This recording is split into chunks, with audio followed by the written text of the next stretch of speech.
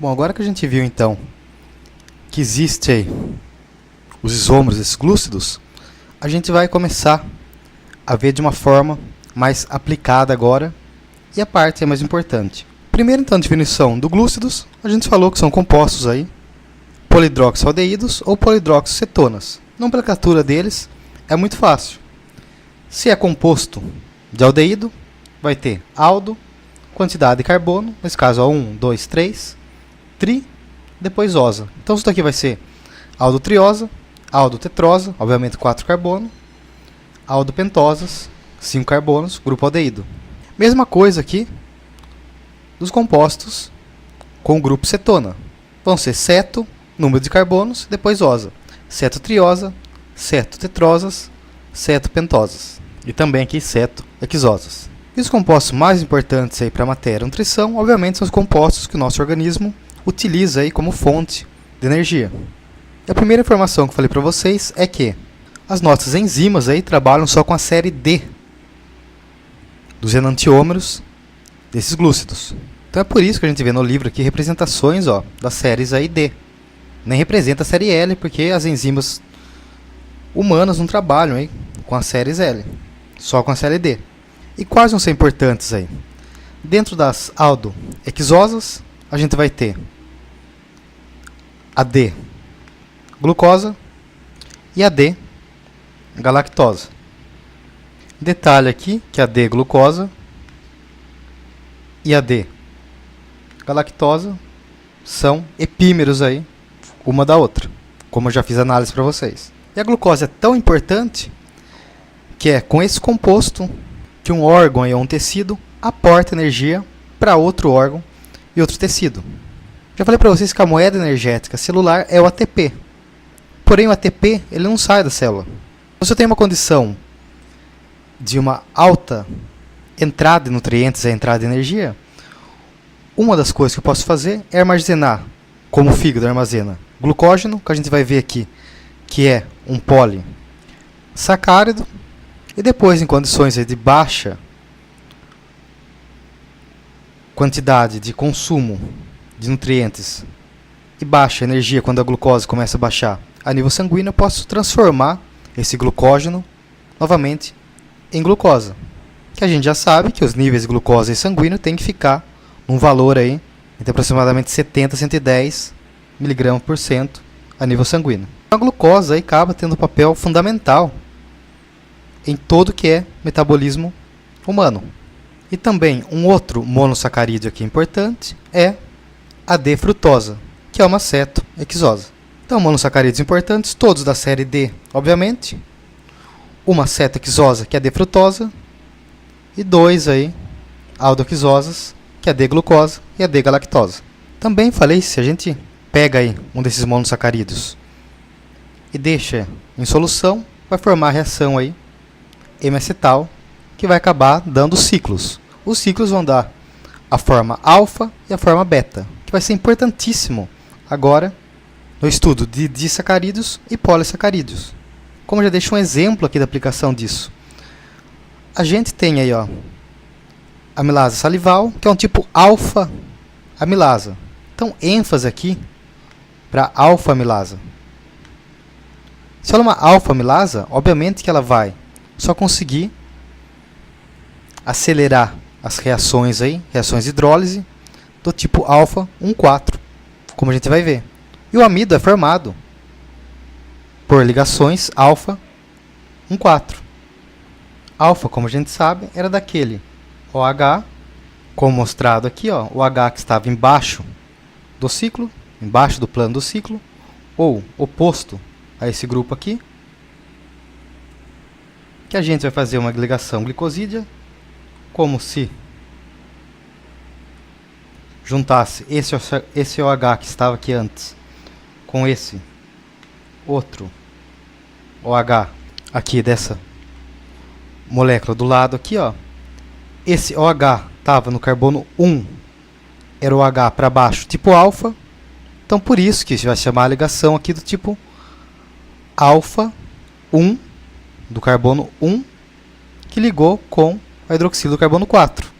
Então por isso que chama ligação aí alfa 1,4. Então, se essa enzima ela consegue trabalhar só acelerando reações aí, que vai ser o reverso da reação que junta, que vai ser a reação que separa, que é chamada reação de hidrólise, que eu vou mostrar para vocês depois. Se ela trabalha só com as reações aqui alfa, obviamente não vai trabalhar com reações beta. Então até adianto para vocês aqui, ó, se a gente pega celulose com enlaces aqui beta 1,4, a gente não tem enzima que consegue consegue efetuar a hidrólise dessas ligações beta 1,4. Por isso que a gente não consegue digerir celulose. A celulose vai ser importante como fibra alimentar, mas a gente não digere celulose para obter energia. Já a vaca possui essa enzima. Ela consegue digerir celulose e obter energia aí através dessa celulose. Já quando a gente come batata lá, que tem bastante amido, vão ter enlaces alfa no 4. E com isso, a gente tem enzima para degradar esse enlace alfa no 4. Então, a gente consegue obter aí vários monômeros de glucosa depois de quebrar essas ligações aí através da hidrólise utilizando essa enzima. A gente pode ver, ó, amido e celulose, ambos formados aqui, ó, por monômeros de glucosa. Então aqui é D-glucosa, aqui é D-glucosa. Todas juntas, todas juntas. Única diferença, tipo de ligação alfa 1,4 e aqui beta 1,4. Um vai com a hidroxila de baixo, que vai fazer a ligação, a gente vê aqui por baixo. Outra com a hidroxila de cima, fazendo aqui ligação, como a gente vê aqui, ó, por cima. E aqui também a gente vê por cima. Aqui está invertido, tá para baixo os dois, porque obviamente que eu vou ter que inverter a molécula para poder ligar uma com a outra. Então agora vamos estruturar tudo isso daí. Falar então primeiro aí dos monossacarídeos, que a gente viu mais importante aí. D-glucosa, D-galactosa, D-frutose. E agora, união de dois monossacarídeos, a gente vai ter um disacarídeo.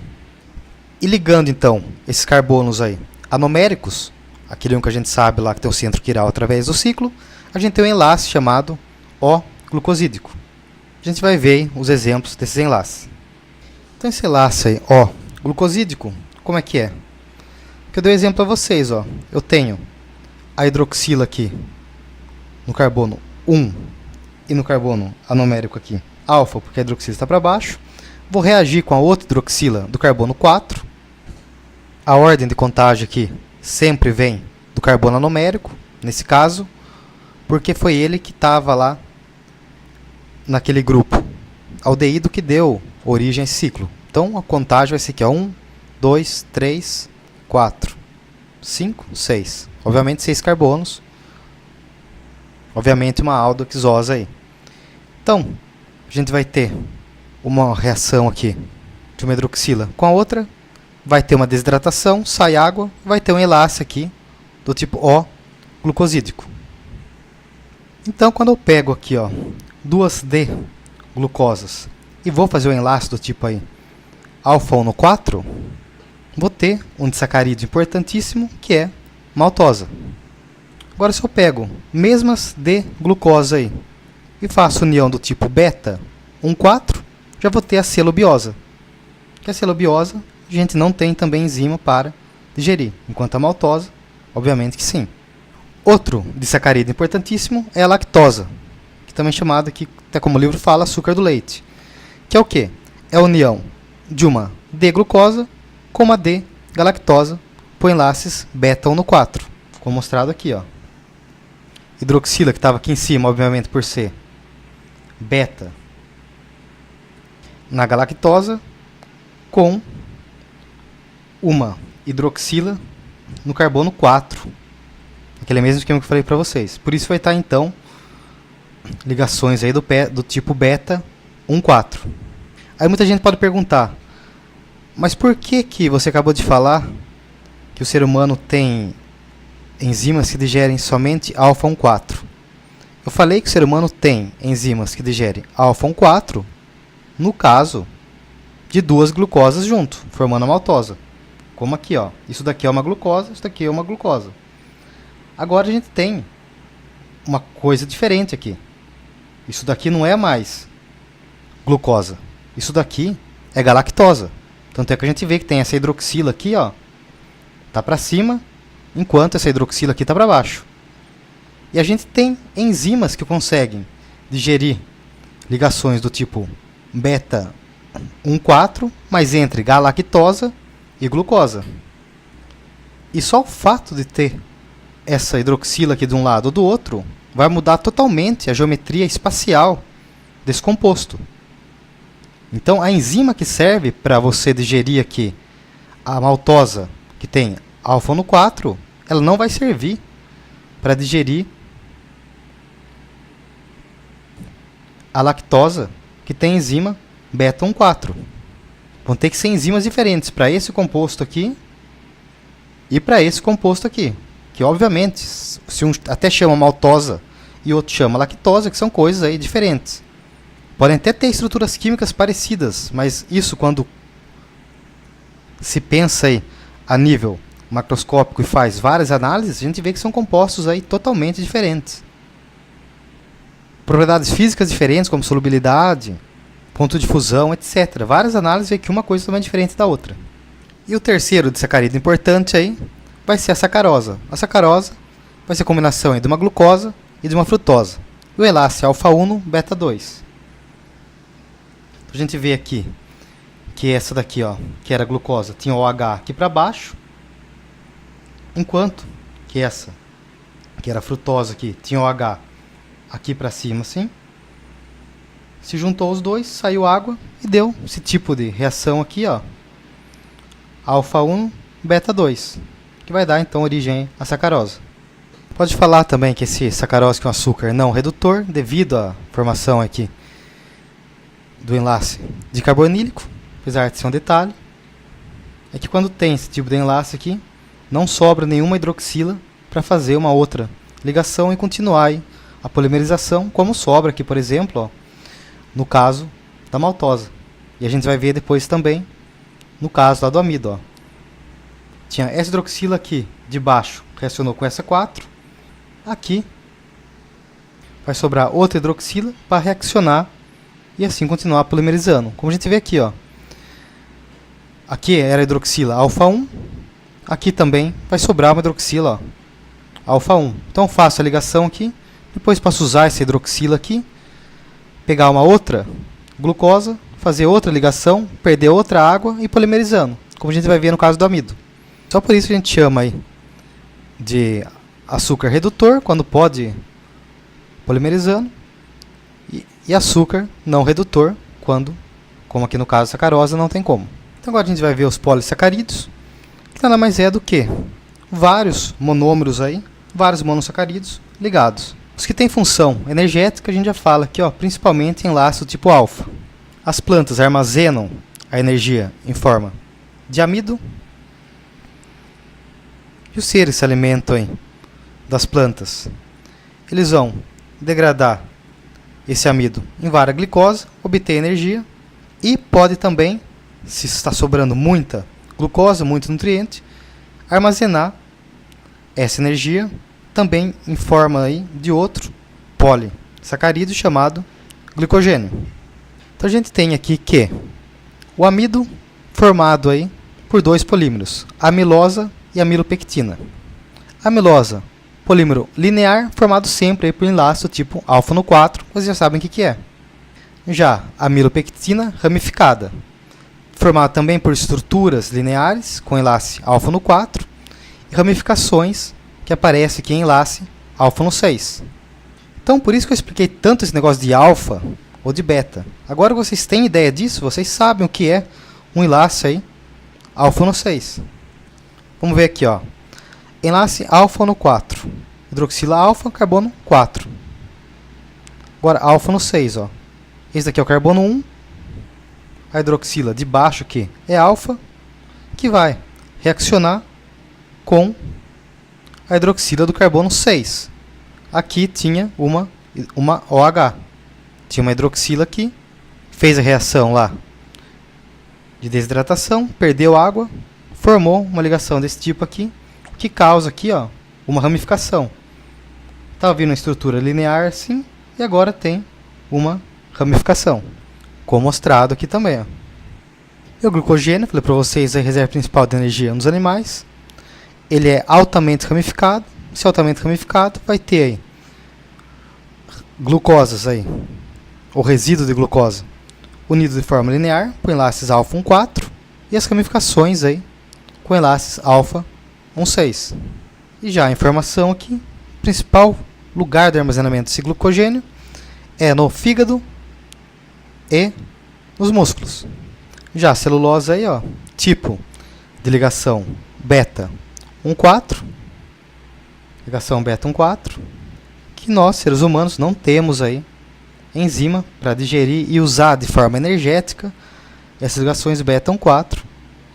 Sendo assim que a celulose acaba servindo aí para fazer parte da fibra alimentar, ajudar o peristaltismo lá intestinal, porém lembrar aí que não tem função energética em seres humanos. Diferentemente, que eu já falei para vocês, a vaca tem a enzima que pode degradar a celulose e obter os monômeros de glucosa da celulose e, entre outras palavras, obter energia aí da própria celulose. Por isso que, obviamente, a vaca come lá o capim.